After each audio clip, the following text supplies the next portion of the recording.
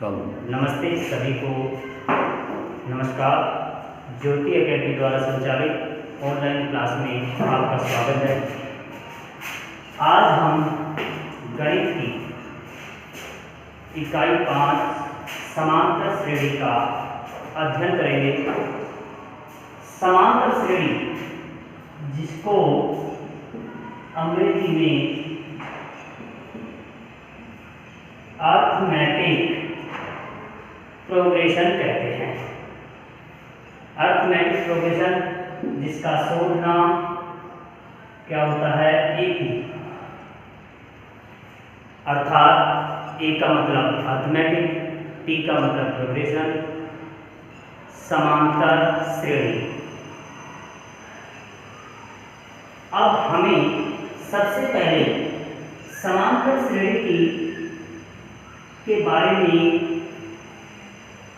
पता करना है। समांतर श्रेणी होती क्या है, समांतर श्रेणी किसे कहते हैं? तो सबसे पहले हम समांतर श्रेणी की परिभाषा लिखेंगे। समांतर श्रेणी की समांतर श्रेणी संख्याओं का एक ऐसा क्रम होता है जिसमें पहले पद के अतिरिक्त सभी पद पहले वाले पद में एक नियत संख्या जोड़ने से प्राप्त होते हैं, जिसे समांतर श्रेणी कहते हैं। यानी कि हम इसकी परिभाषा लिखें तो संख्याओं का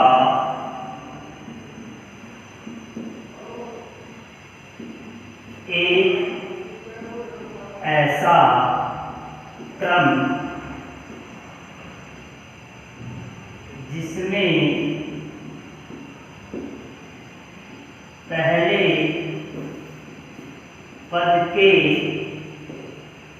अतिरिक्त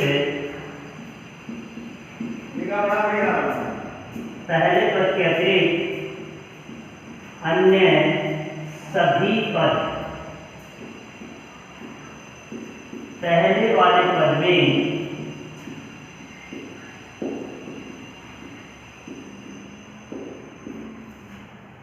एक नियत संख्या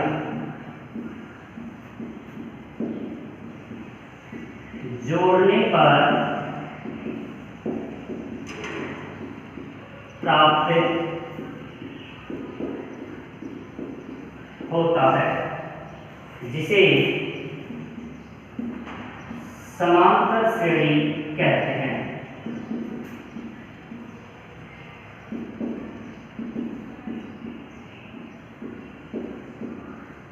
जिसको मैंने आपको बताया कि अंग्रेजी में अर्थमेटिक प्रोग्रेशन कहते हैं, जिसको शॉर्ट नाम एपी के नाम से पढ़ते हैं। अब यहाँ पर हमारे पास जो ये नियत संख्या होती है, नियत संख्या धनात्मक भी हो सकती है, ऋणात्मक भी हो सकती है और जीरो भी हो सकता है। यानी कि जो हमारे पास नियत संख्या है, नियत संख्या धनात्मक, ऋणात्मक तथा शून्य भी हो सकता है। अब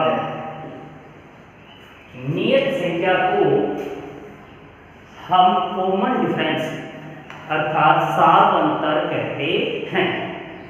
अब यहाँ पर जो हमारे पास इस समांतर श्रेणी का एक उदाहरण लेकर हम समझते हैं कि कैसे बनती है ये समांतर श्रेणी। तो सबसे पहले जैसे कि मैंने यहाँ पर लिखा है कि पहले वाले पद के अतिरिक्त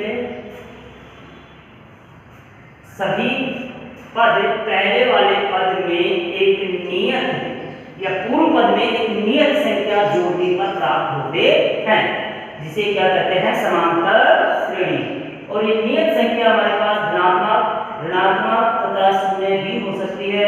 कोई सी हो सकती है, धनात्मक संख्या भी हो सकती है, ऋणात्मक भी हो सकती है और शून्य भी हो सकती है। अब मैंने यहाँ पर उदाहरण लेकर के हम देखें तो यहाँ पर एक पूर्ण संख्या जो सबसे पहले वाली संख्या है, पहला पद हम मान लें यहाँ पर 2 और एक नियत संख्या इसमें जोड़ते हुए सभी पदों में चलते रहते हैं हम। जैसे सबसे पहले 2 के बाद में हम 3 जोड़े एक नियत संख्या तो क्या आएगा 5 में नियत संख्या 3 जोड़े तो क्या आएगा 8 में 3 जोड़े 11 में 3 जोड़े हमारे पास 14। इसी प्रकार से ये आगे तक चलती रहेगी। ऐसे ही उदाहरण नंबर जैसे दूसरा हमारे पास है, सबसे पहला पद हमारे पास है यहाँ पर -8, इसमें हम 2 जोड़े तो क्या रहेगा -6, -4, -2। ये दो जोड़ते हुए चले इसमें तो हमारे पास ये एक संख्याओं की एक श्रेणी प्राप्त होती है जिसे हम क्या कहते हैं समांतर श्रेणी।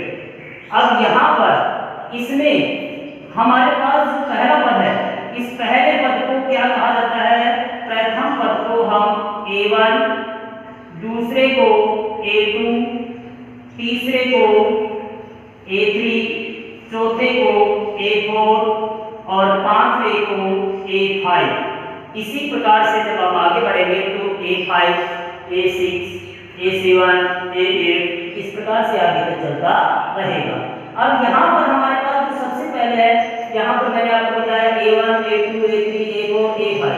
इसी प्रकार से -8 A1, -6 A2, -4 A3, -2 A4। इन सभी को हम क्या कहेंगे समांतर श्रेणी। अब हमें इसकी जांच करनी है कि हमारे पास समांतर श्रेणी है या नहीं है।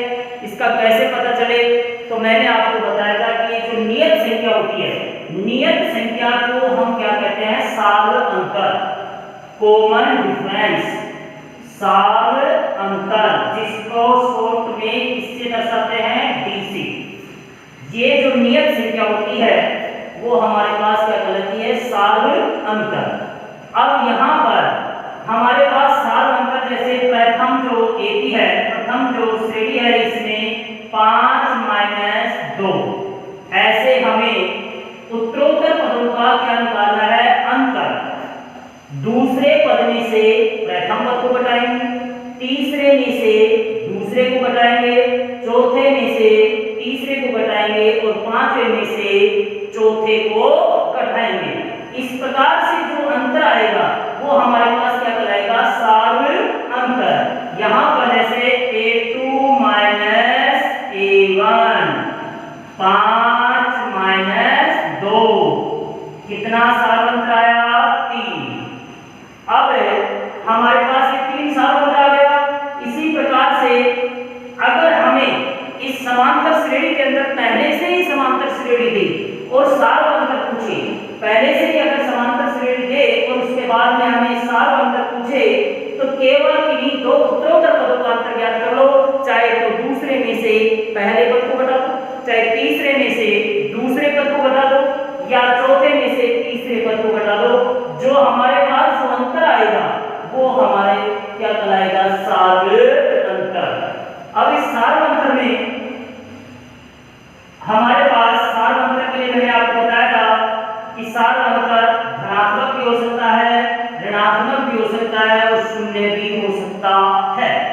अब रही बात हमारे पास कि इसमें सबसे पहले जो समांतर श्रेणी होती है उसमें जो पहला जो प्रश्न आता है वो हमारा किस प्रकार से आता है परीक्षा में। तो सबसे पहले हमारे पास जो प्रश्न आता है उसमें ये देगा कि निम्नलिखित प्रश्नों की निम्नलिखित समांतर श्रेणी में प्रथम पद और सार अंतर लिखिए। प्रथम पद और सार अंतर लिखिए। तो यहाँ पर जैसे प्रश्न आ गया हमारे पास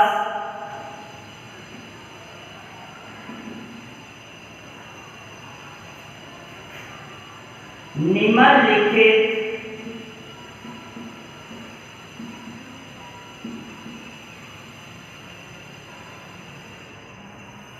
समांतर श्रेणियों के लिए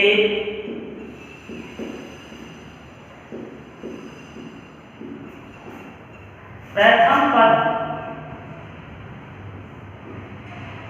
जिसको हम किससे दर्शाते हैं, ए से। प्रथम पद व सार्व अंतर लिखिए या बताइए। तो यहाँ पर हमारे पास प्रश्न देगा, जैसे पहला प्रश्न है 3, 6, 9, 12, 15। अब इसमें हमें सबसे पहले क्या बताना है, समांतर श्रेणी का प्रथम पद जिसको हम किससे दर्शाते हैं, ए से। और आगे बताना है सार्वंतर जिसको हम किससे दर्शाते हैं, डी से, कॉमन डिफरेंस। तो यहाँ पर सबसे पहले हमें प्रथम पद ए लिखना है, प्रथम पद ए, प्रथम पद ए। अब इस प्रथम पद ए को कैसे ज्ञात करेंगे, तो हमारे पास शुरू में जो पद दिया हुआ होता है वो प्रथम पद होता है। फिर उसके बाद हमें क्या ज्ञात करना है, सार्वंतर। तो सार्वंतर में सार्वंतर में मैंने आपको बताया था, जिसको हम किससे दर्शाते हैं, डी से, कि जब हमारे पास यदि पहले से समांतर श्रेणी दी हुई है, पहले से ही समांतर श्रेणी दी हुई है, तो हमें केवल किन्हीं दो उत्तरोत्तर पदों का अंतर ज्ञात करना है। चाहे तो दूसरे में से प्रथम पद को घटा दो, चाहे तीसरे में से दूसरे पद को घटा दो, चाहे चौथे में से तीसरे पद को घटा दो, और चाहे पांचवें में से चौथे पद को घटा दो। तो हमारे पास क्या ज्ञात हो जाएगा, सार्वंतर। तो यहाँ पर सबसे पहले हमें घटाना है 6 - 3 या A2 - A1। A2 का मतलब दूसरा पद और A1 का मतलब प्रथम पद। तो दूसरे पद में से प्रथम पद को घटाना है। तो यहाँ पर 6 - 3 और 6 में से 3 घटाया तो हमारे पास क्या आया, 3। तो ये जो 3 है जो हमारे पास क्या कराएगा, कॉमन डिफरेंस, सार्वंतर। तो इस प्रकार से हमारे पास पहला प्रश्न आएगा कि निम्नलिखित समांतर श्रेणियों के लिए प्रथम पद ए व सार्वंतर लिखिए। ऐसे ही हमारे पास प्रश्न आ गया -k8, -k5, -k2। ऐसे हमारे पास ये एक ही आ गई और इसकी जांच करनी है कि इसमें प्रथम पद क्या है और सार्वंतर क्या है। तो यहाँ पर हमें a बराबर जो प्रथम पद है वो हमारे पास क्या आएगा, प्रथम पद जिसको हम किससे दर्शाते हैं, a से। ये हमारे पास है -8। और जो सार्वंतर है, सार्वंतर जिसको हम कहते हैं d, ये सार्वंतर हमारे पास आ जाएगा -k5 -k8।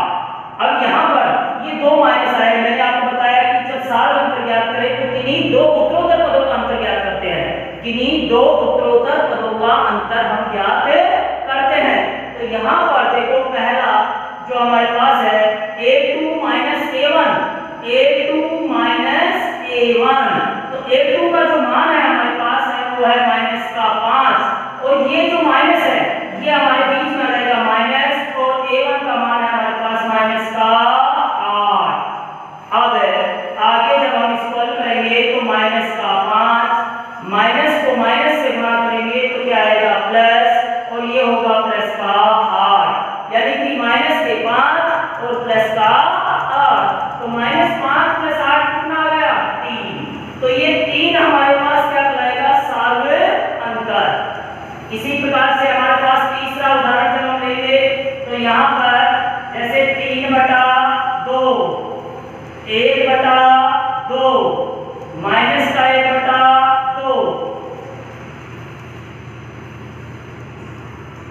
इस प्रकार से हमें अंतर ज्ञात करना है कि 3/2, 1/2, -1/2, ऐसे ही माइनस के 3/2, माइनस के 5/2, ऐसे ही हमारे पास चलता रहेगा। ये यहाँ पर अगर हम लिखे -3/2, तो अब हमें इसमें अंतर याद करना है कि इसका अंतर कितना है और प्रथम पद कितना है।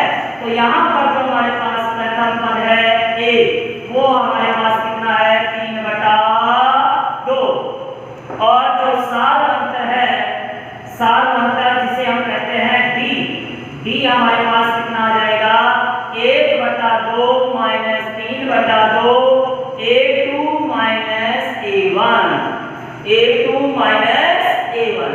तो ये हमारे पास 1/2 -3/2। अब हमें इसको घटाना है और ये हमारे पास आ गया बिंदुओं की बाकी, बिंदुओं का जोड़, बिंदुओं का बाकी, बिंदुओं का गुणा कैसे करते हैं उसी प्रकार से है। तो यहाँ पर हर देखेंगे हम हर हमारे पास क्या है समान, और जब हर समान हो तो घटाने के लिए हम तीन जो बड़ी संख्या 3 में से किसको घटाएंगे 1 को, और चिन्ह हमारे पास क्या आ जाएगा माइनस का। तो यहाँ पर क्या आ जाएगा माइनस के 2/2, और -2/2 का मतलब माइनस का 1। या अगर आप ऐसे नहीं करते हैं तो 2 क्या लेंगे लेसर, जब ये हर असमान हो, हर क्या हो असमान, हर हमारे पास यदि असमान आ जाए तो हम क्या करेंगे हरों का क्या लेंगे पहले लेसर, और लेसर लेकर के हम जोड़ और बाकी करेंगे तो हमारे पास ये प्राप्त हो जाएगा सार अंतर। तो यहाँ पर इस प्रश्न में सार अंतर माइनस के 2/2 अर्थात माइनस का 1।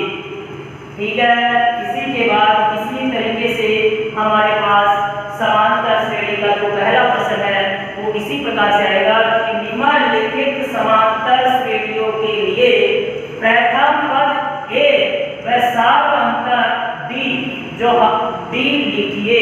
तो यहाँ पर मैंने आपको बताया पहला प्रश्न 3, 6, 9, 12, 15।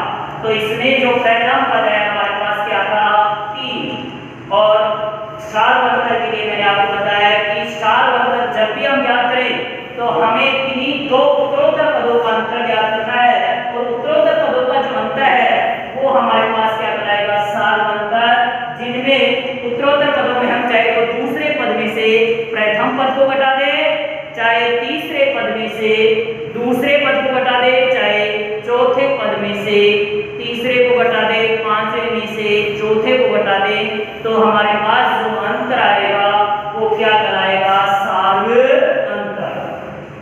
ये हमारे पास पहले प्रकार का प्रश्न आएगा जिसमें प्रथम पद और सार अंतर पूछेगा। तो ये हमारे पास इसी प्रकार से आ जाएगा। प्रथम पद तो हमारे पास जो पहला श्रेणी का जो पहला पद होता है वो हमारा प्रथम पद होता है, और जो दूसरा पद होता है वो हमारे दूसरे पद में से प्रथम पद को जो घटाते हैं या तीसरे में से दूसरे को जो घटाते हैं वो हमारे पास क्या होता है सार अंतर। अब यहाँ पर जो समांतर श्रेणी है उसकी जो हमारे प्रश्नावली 5.1 है उसका जो क्वेश्चन नंबर 1 है वो इसी प्रकार का है कि निम्नलिखित समांतर श्रेणियों के लिए प्रथम पद और सार अंतर लिखिए। इसके बाद अगला जो क्वेश्चन आता है हमारे पास वो हमारे पास आएगा ये निम्नलिखित प्रश्नों में निम्नलिखित में प्रथम पद जिसे हम क्या कहते हैं ए व सार अंतर डी दिया है तो समांतर श्रेणी के प्रथम 4 पद लिखिए। प्रथम 4 पद लिखिए। अब हमारे पास इसमें क्या लेगा प्रथम पद ए और सार्वंतर टी देगा और क्या पूछेगा, समांतर श्रेणी के प्रथम 4 पद। अब समांतर श्रेणी के जो प्रथम 4 पद है वो हम कैसे लिखेंगे, इसके लिए देखो पहला प्रश्न हमारे पास दिया हुआ है, जैसे प्रथम पद ए बराबर, प्रथम पद ए बराबर हमारे पास 5 दिया हुआ है और सार्वंतर डी बराबर दिया हुआ है हमारे पास मान लो 3। अब हमें इसको क्या बनाना है, समांतर श्रेणी। क्या बनाना है, तो समांतर श्रेणी। अब समांतर श्रेणी बनाने के लिए हमारे पास समांतर श्रेणी का जो व्यापक रूप है, व्यापक रूप में आपको बता देता हूं, देखो व्यापक रूप होता है समांतर श्रेणी का व्यापक रूप, और इस व्यापक रूप में होता है a plus b, a plus 2d, a plus 3d, a plus 4d। इस प्रकार से ये तो होता है प्रथम पद, ये होता है दूसरा पद, ये होता है तीसरा पद, ये होता है चौथा पद और ये होता है हमारा 5वां पद। इस प्रकार से हमें पद लिखना है। अब हमें एपी के कितने पद बनाने हैं, 4।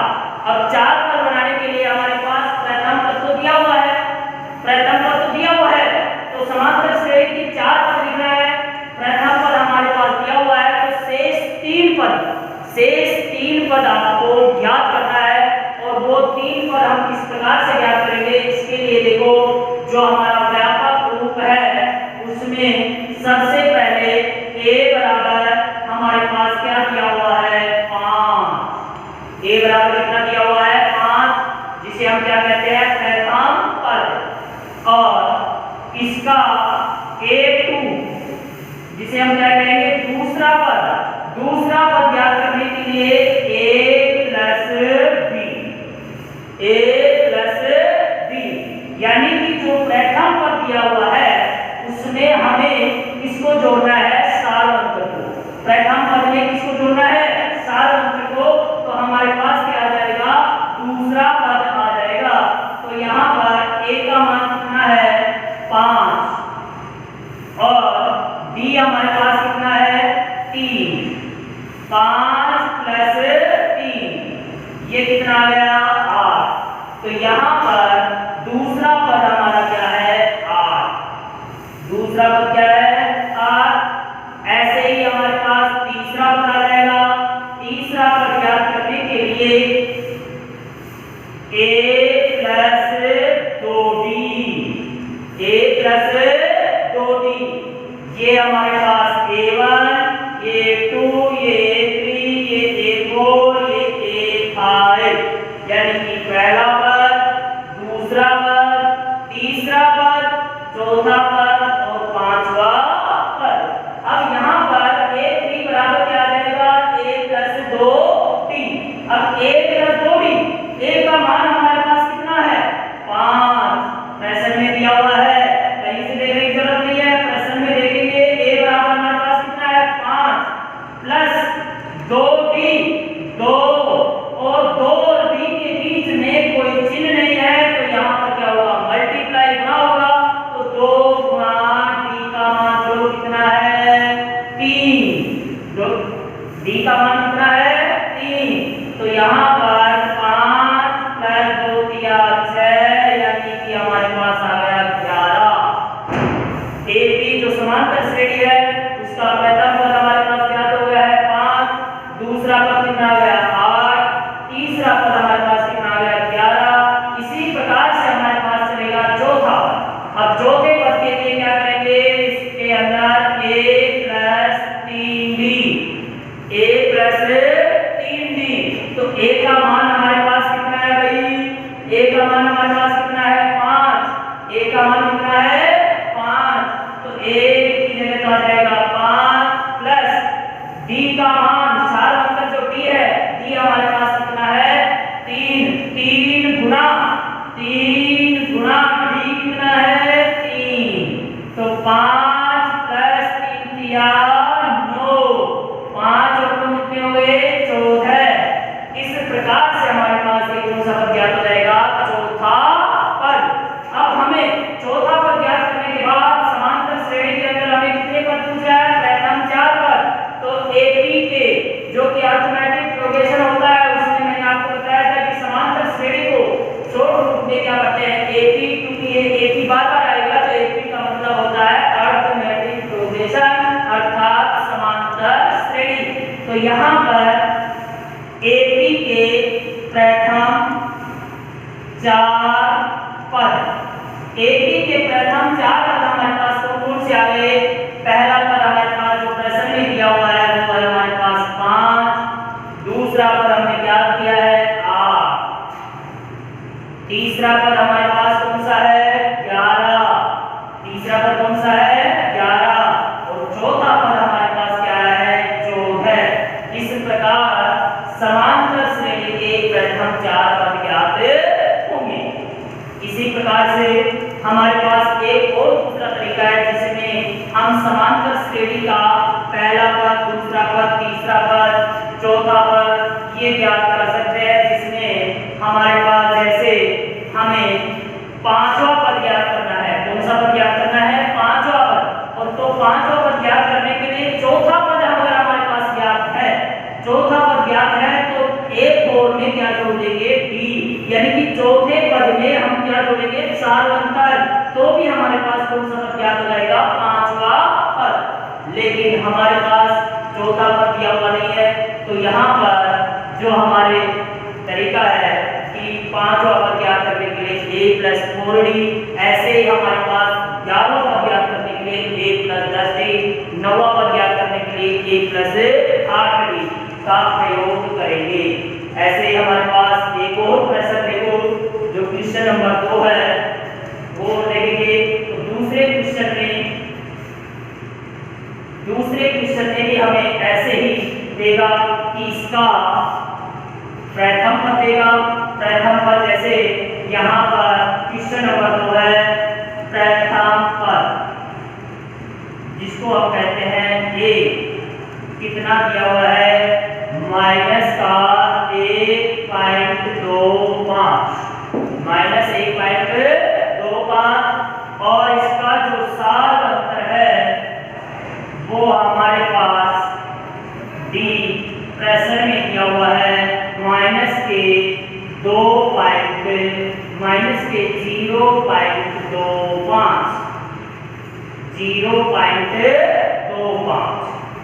प्रथम पद कितना है -1.25 और जो सार्वंतर डी है वो हमारे पास क्या हुआ है -0.25।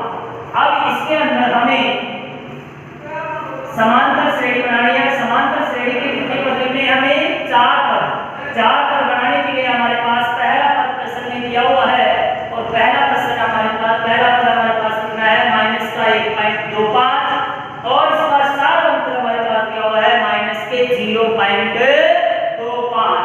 अब हमें प्रथम पद ज्ञात हो गया। दूसरा पद ज्ञात करने के लिए जो व्यापक रूप मैंने आपको बताया था कि a + d, तो यहाँ a का मान हमारे पास कितना है -1.25 प्लस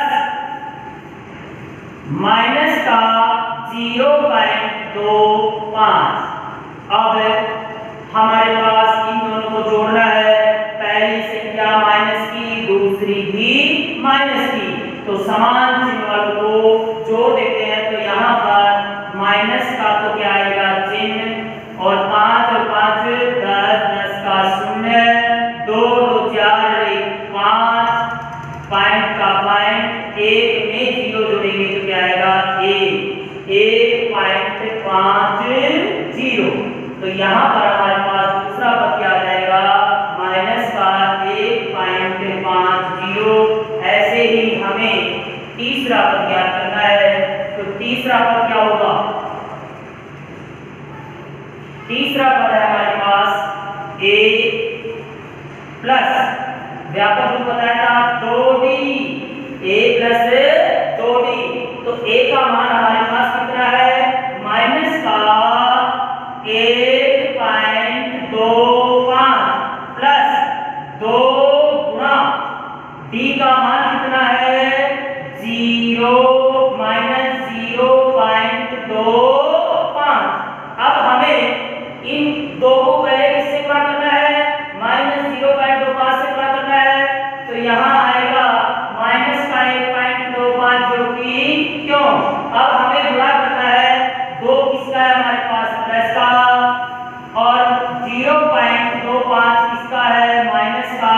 तो यहाँ माइनस को यदि हम प्लस से गुणा करेंगे तो हमारे पास क्या आएगा माइनस और 2 पंजे 10 2 दूनी 4 1 5 और यहाँ पर आ जाएगा माइनस 0.50। अब हमें इन दोनों को क्या करना है जोड़ना है, तो क्या आ जाएगा 5 का 5 2 5 7 और ये पॉइंट का पॉइंट 1 और 0 1 यानी कि माइनस का 1.75। तो हमारे पास दूसरा पद तो कितना आ गया माइनस 1.50, पहला तीसरा पद तो कितना आ गया माइनस का 1.75। अब हमारे पास है अगला पद है कौन सा, क्योंकि हमें एपी के कितने पद पूछ रहा है 4 पद, प्रथम 4 पद लिखना है। तो प्रथम 4 पद में हमारे पास पहला पद आ गया, दूसरा पद आ गया और तीसरा पद आ गया। अब हमें चौथा पद लिखना है, तो a बराबर क्या होगा a प्लस चलिए यहाँ पर हमें चौथा पद लिखना है, पांचवा पद में लिखना है a4 बराबर a प्लस 3d। तो a का मान कितना है माइनस 1.25 प्लस 3 गुणा d का मान, d हमारे पास जो है वो यहाँ कितना दिया हुआ है माइनस का 0.25। अब है वही तरीका है माइनस 1.25 प्लस माइनस क्या हो जाएगा माइनस और 3 पंजे 15 से ले 3 दूनी 6 1 7 0.75 दोनों को हम जोड़ेंगे तो ये आ जाएगा 5 और 5 10 2 7 9 1 10 2 1 और 1 2 यानी कि माइनस का 2.00 या माइनस का 2.00 भी लिख सकते हैं और माइनस का 2 भी लिख सकते हैं, क्योंकि पॉइंट के बाद में यदि सभी अंक 0 है तो उनका कोई महत्व नहीं है। तो यहाँ पर एपी के प्रथम 4 पद,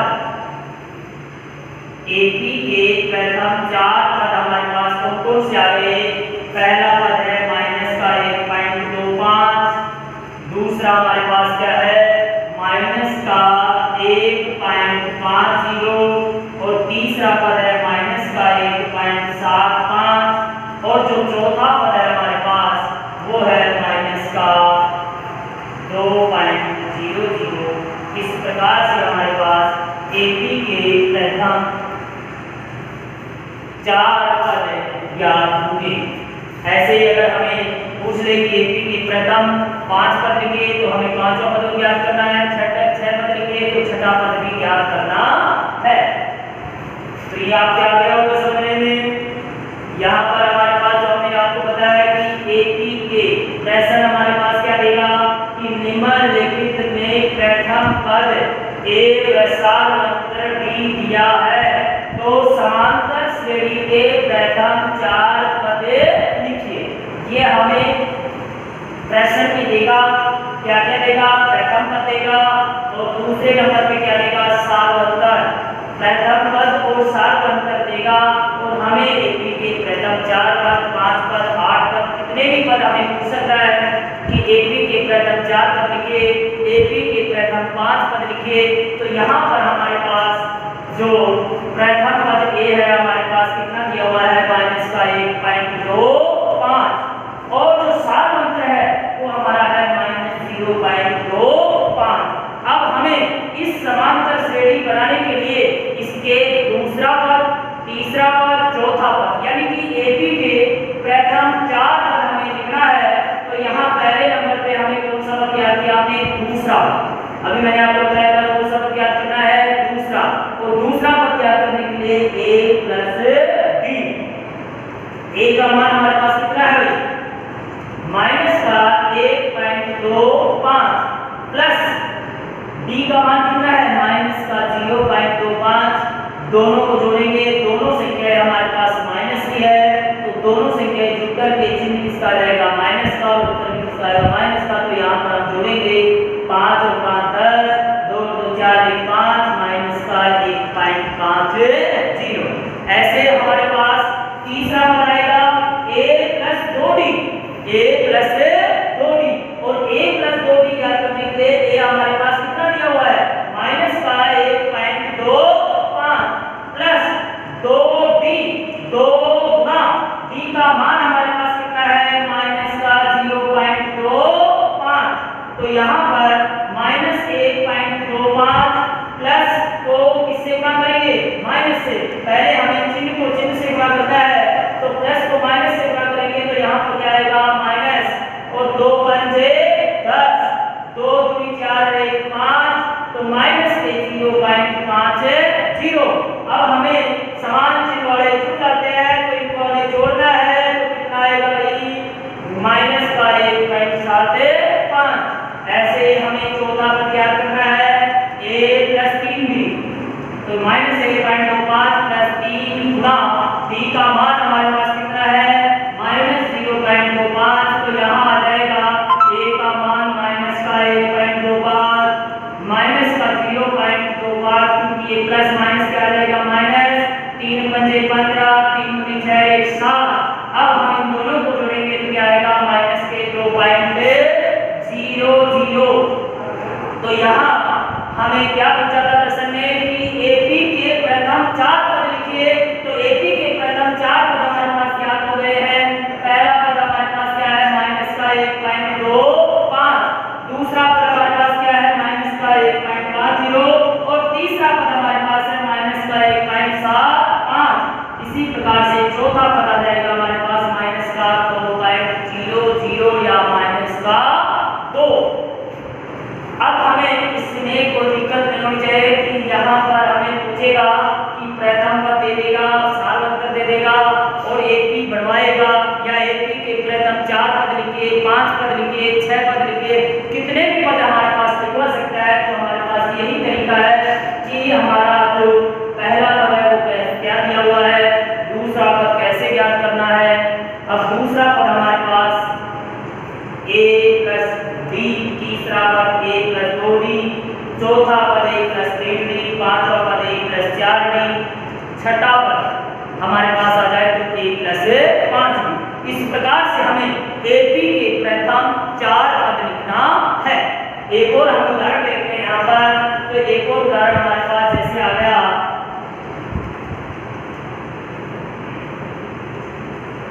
ध्यान से देखेंगे सबको, यहाँ पर हमें ध्यान देकर के पढ़ना है। तो यहाँ पहला जो प्रश्न है हमारे पास हो गया, तीसरा प्रश्न है प्रथम पद एपी का प्रथम पद हमारे पास दिया हुआ है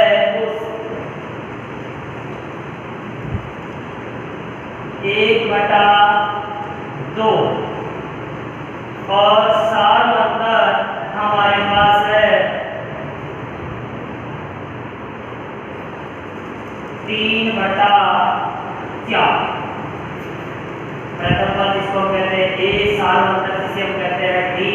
तो यहाँ पर प्रथम पद हमारे पास दिया हुआ है 1/2, साल अंतर हमारे पास d कितना दिया हुआ है 3/4। अब हमें वही एपी के प्रथम 4 पद लिखना है। तो एपी के प्रथम 4 पद में हमारे पास जो पहला पद है प्रथम पद, वो हमारे पास दिया हुआ है 1/2, और बी हमारे पास कितना है भाई 3/4।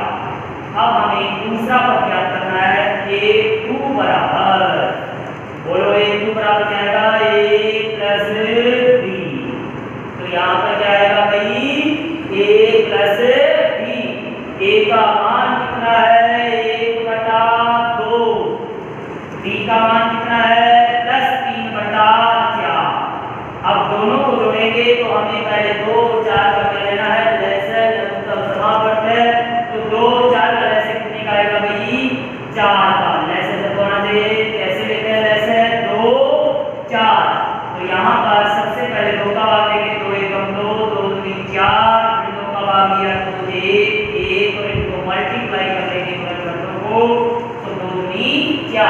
तो इस प्रकार से हमारे पास क्या आ जाएगा लेसर। अब 2 का भाग किसमें देंगे 4 में, 2 का भाग 4 में देंगे तो हमारे पास 2 3 4 और 2 को जब 1 से गुणा करेंगे तो 2 1 2। इसी प्रकार से प्लस का 4 का भाग 4 में देंगे तो हमारे पास कितना आएगा भाई 1। 4 का भाग 4 में देंगे तो कितना आएगा भाई 1 और 1 को अगर हम 3 से गुणा करेंगे तो 3 1 3, दोनों को जोड़ेंगे तो 2 3 5 5 बटा 4। ये हमारे पास कौन सा पद आ गया भाई दूसरा।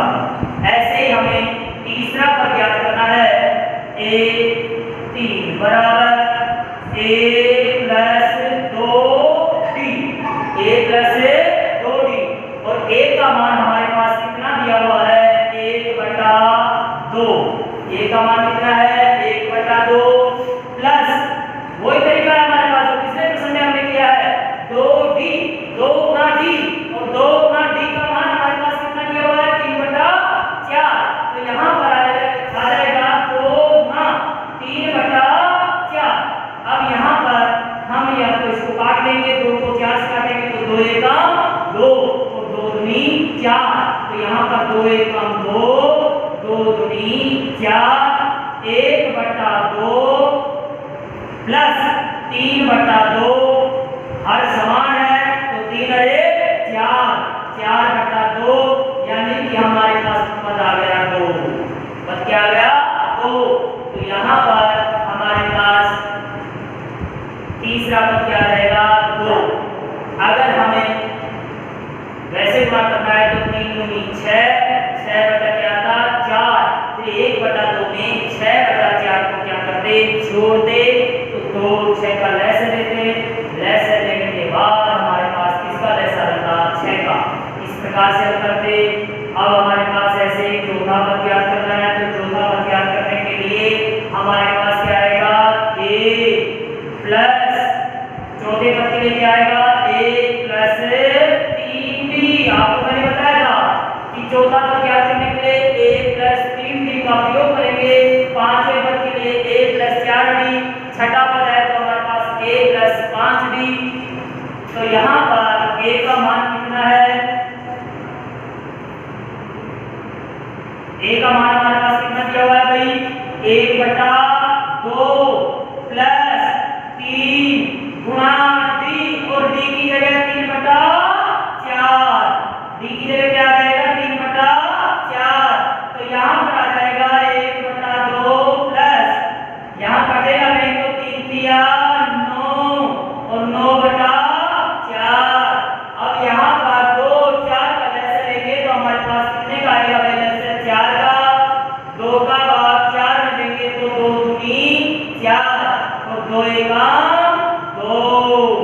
4 का भाग 4 में देंगे तो कितनी बार जाएगा 1 बार।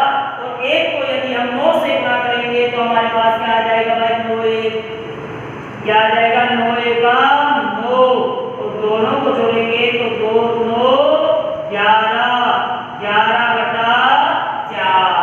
अब हमारे पास एपी के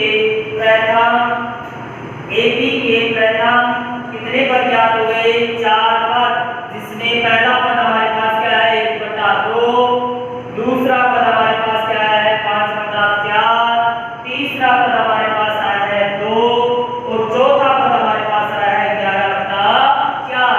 इस प्रकार से हमारे पास एपी के प्रथम 4 पद, एपी के प्रथम 4 पद हमारे पास ज्ञात हो गए हैं, जिनमें पहला पद हमारे पास लिखना है 1 बटा 2, फिर लिखना है 3 बटा 4, फिर लिखना है 5 बटा 2।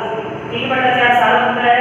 पहला पद हमारे पास 1 बटा 2 है, दूसरा पद हमारे पास है 5 बटा 4, तीसरा पद हमारे पास है 2 और जो चौथा पद हमारा है वो है 11 बटा 4। इस प्रकार से हमारे पास समांतर श्रेणी का प्रथम 4 पद याद होंगे। अब मैंने आपको बताया था कि जो नियत संख्या होती है वो धनात्मक भी हो सकती है, ऋणात्मक भी हो सकती है और शून्य भी हो सकता है। तो यहाँ पर एक शून्य वाला देखेंगे जिसमें सार अंतर क्या देगा, शून्य। तो यहाँ पर हमारे पास जैसे ये प्रश्न है वैसे ही हो देगा, तो उसमें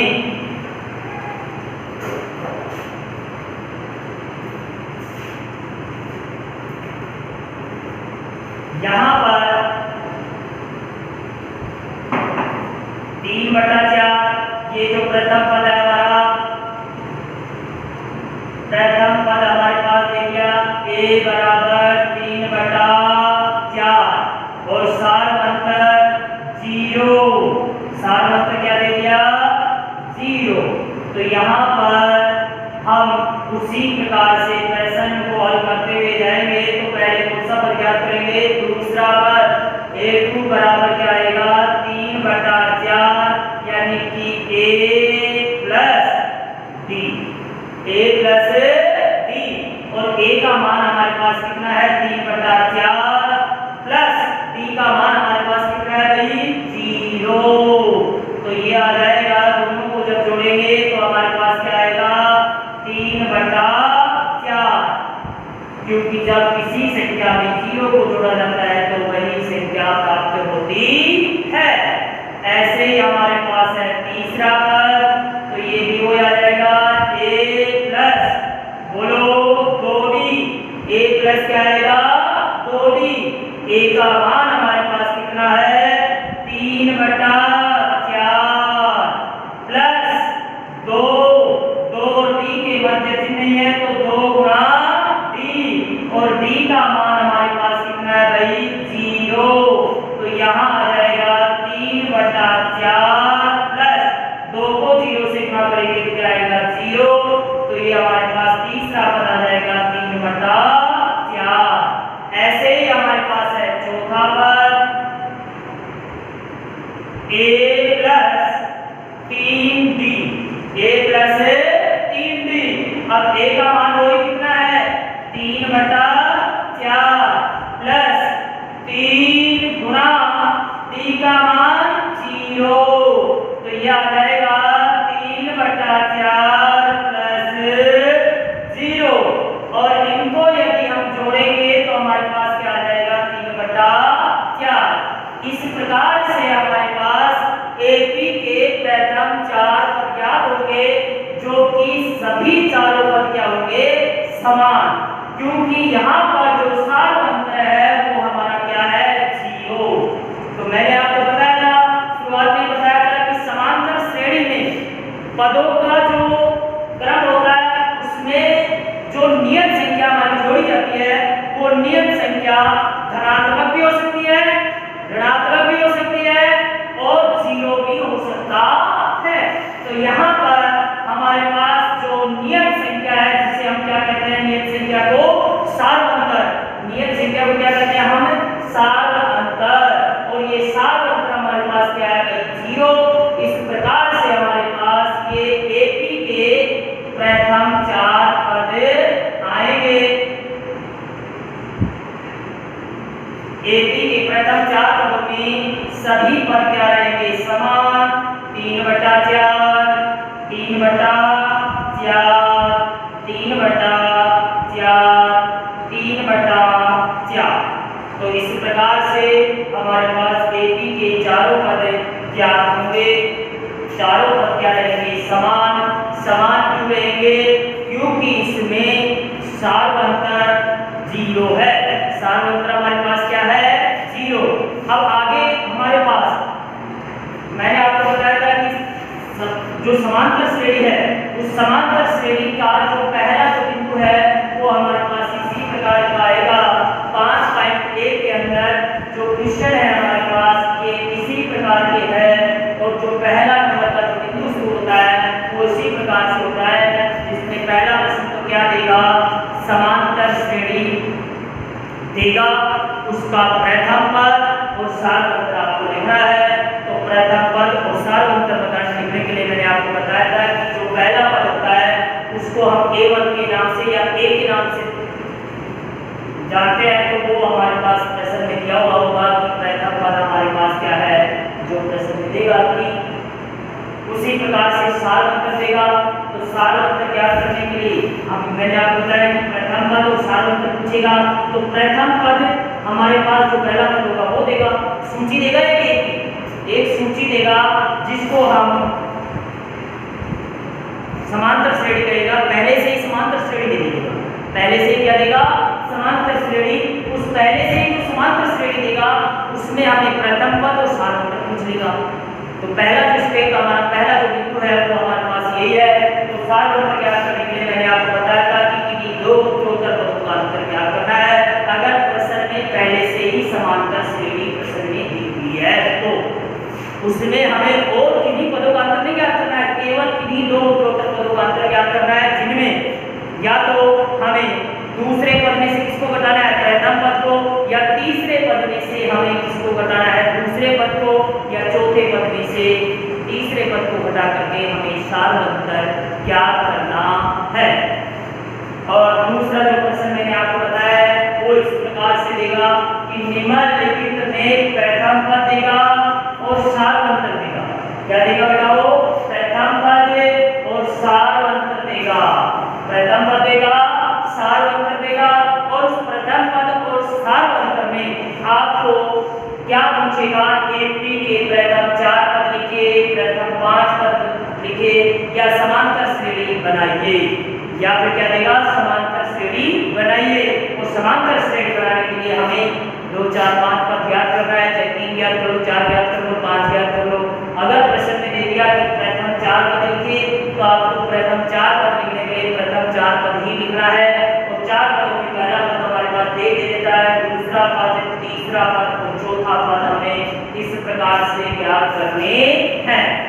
अब अगला जो हमारा बिंदु है वो हम अगले वीडियो के अंदर क्लियर करेंगे कि हमारे पास जो अगला प्रश्न तीसरा है वो हमारे को किस प्रकार से देगा और किस प्रकार से हल करेंगे। धन्यवाद आप सभी को।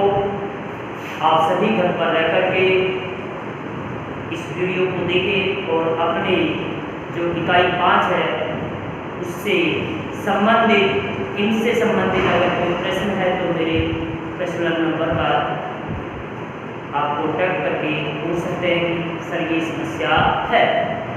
ठीक है, धन्यवाद। आज का